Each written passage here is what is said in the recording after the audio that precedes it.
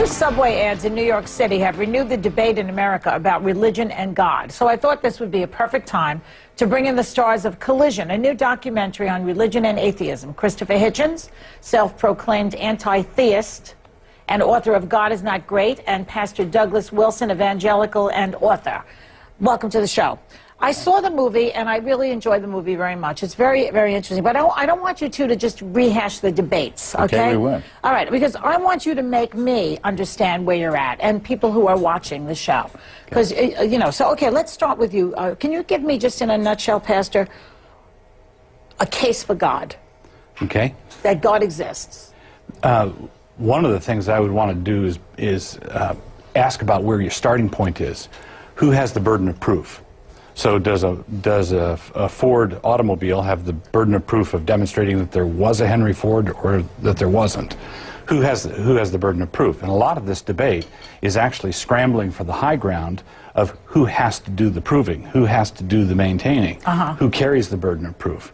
Now, for and who do you think carries the burden? I believe the one who denies the self-evident fact that God exists and created the world.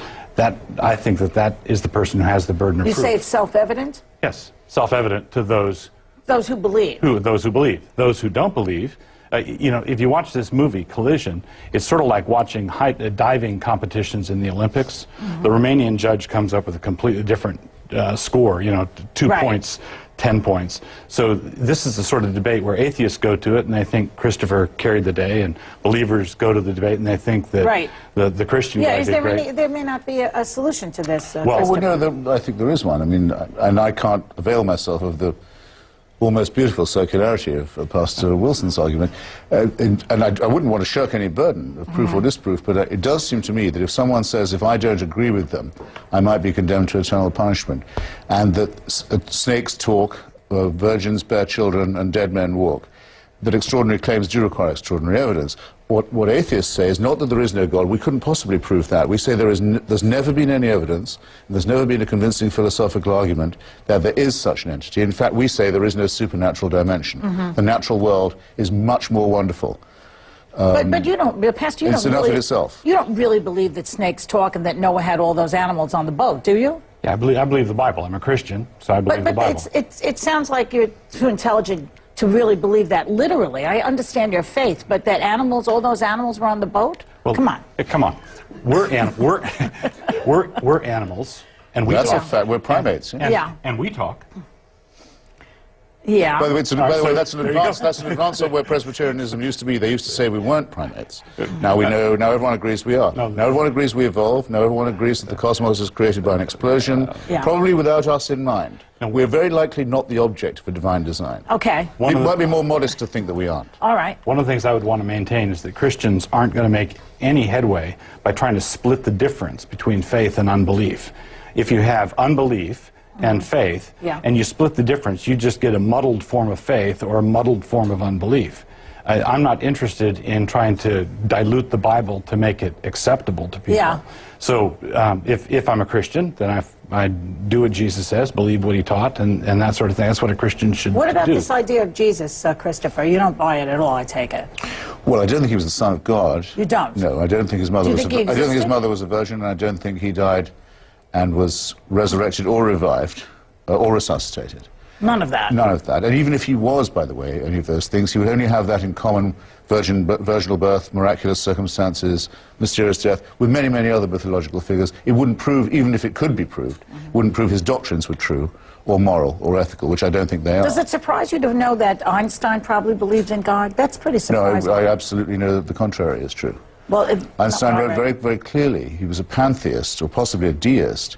He did not believe in a personal God, a God of religion. He didn't believe in a God who could intervene in human affairs, would answer prayers, would take side in a war, would care what you ate, or who you had sex with. There's a certain self-absorption in the idea that the sky god is watching me, particularly do my show right now. There's something strange about that. Do you believe that? Do you think he's watching you specifically right now? Yeah, Jesus said God numbers the hairs on our head. It's not just... So does Google. Yes, and is there self-absorption in that? Yeah. So here's the fundamental issue. Of course, you can believe in an omniscient God and believe in it in a way that flatters yourself. There have been all kinds of believers who take the doctrine that God knows all things and has the hairs of your head numbered, and they do it in a self-flattering way, a self-absorbed way. Yes, that does happen. But it's also something that can humble you if you think about it correctly.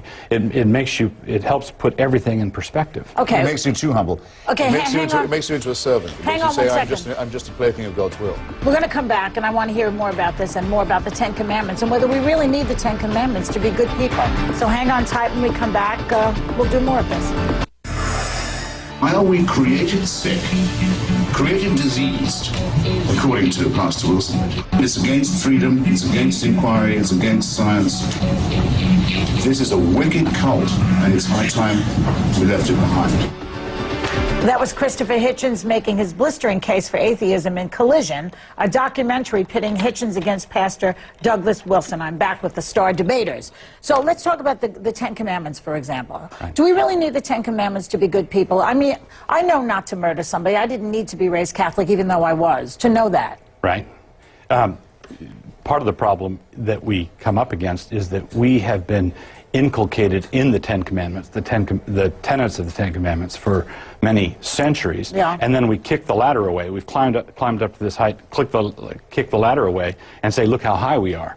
Well, I don't think it is self-evident that you shouldn't murder or commit adultery. What did people do before the Ten Commandments? They didn't murder or kill otherwise we wouldn't be here. Well, no, look at the crime rates. If sin disappeared overnight, if somebody waved a magic wand and sin disappeared, our economy would collapse. We are... What do you say to that, Chris? That doesn't maybe say anything. I have some tougher stuff to say. I mean, go ahead. Well, first, the story isn't true. I mean, the wandering in the desert, the exile. How about the sea parting and all that? That's the Jewish version of the Christian mythology. It's worse than talking snakes. The Analects of Confucius, written long before, say to people what the golden rule is. Don't do to others what you wouldn't want done to yourself.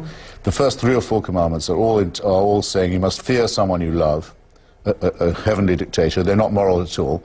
Then there are 2 or 3 that are self-evident. Don't murder, rather. Don't steal, and don't commit perjury. And then the others are putting women on the level of beasts and saying they're among the chattels of your neighbor you mustn't covet. It's a Bronze Age, tribal, agricultural, so the Ten Commandments were code. like in reruns, really. Yeah, well, let's go at this from another angle. Take the Code of Hammurabi and the Analects of Confucius and the Ten Commandments. Eye for eye, tooth for tooth. Well, eye for eye, tooth for tooth is lex talionis was given because it used to be before that a life for an eye, a life for a tooth.